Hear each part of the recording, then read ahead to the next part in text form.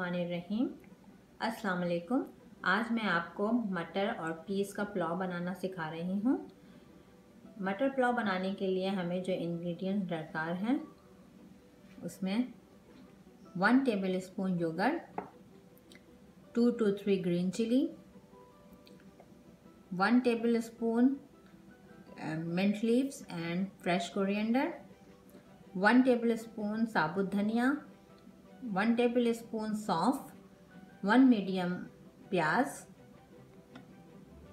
1 medium chop टमाटर, 1 tablespoon salt, whole spices, 2 cardamom, 2 to 3 cinnamon stick, cumin seeds 1 teaspoon, 4 to 5 cloves, 4 to 5 black pepper and 2 small cardamom, 1 tablespoon kevra water color, 1 cup oil and 1 teaspoon nutmeg powder, 1 cup vegetable stock, 3 cup rice, 1 tablespoon ginger garlic paste, 1 cup मटर, 1.5 cup water में हमने ये सौंफ और धनिया डाल के इसको चूल्हे पे रख देना है पकाने के लिए।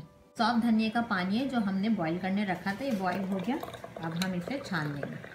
सबसे पहले हमने अपने पैन में ये ऑयल डालना है, फिर हम इसमें प्याज डालेंगे। ये तेल गरम हो गया है, हम इसमें अपनी प्याज डालेंगे।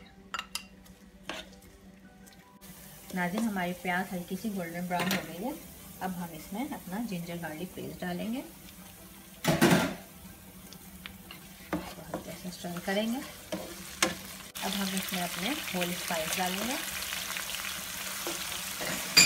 अपने चीज़ डालेंगे। 5 मिनट इसको अच्छे से मटर के साथ भून के फिर हम इसमें चॉप टमाटर डालेंगे। अब हम इसमें दही डालेंगे और नमक। 1 से 2 मिनट हमने इसको टमाटर का पानी हल्का सा सुखाया। अब हम इसमें अपना वेजिटेबल स्टॉक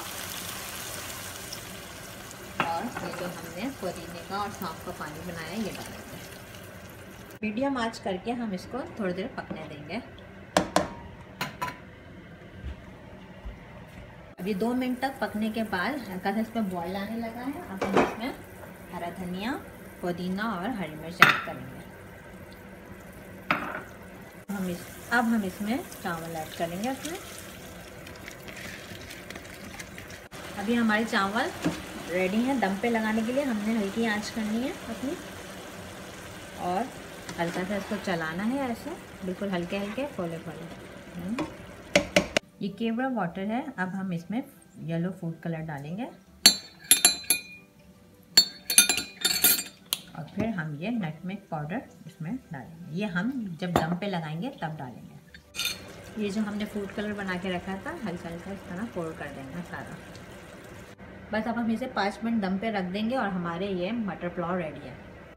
हमारा मज़ेदार मटर पुलाव तैयार है। आप उसको सैलेड के साथ खाएं।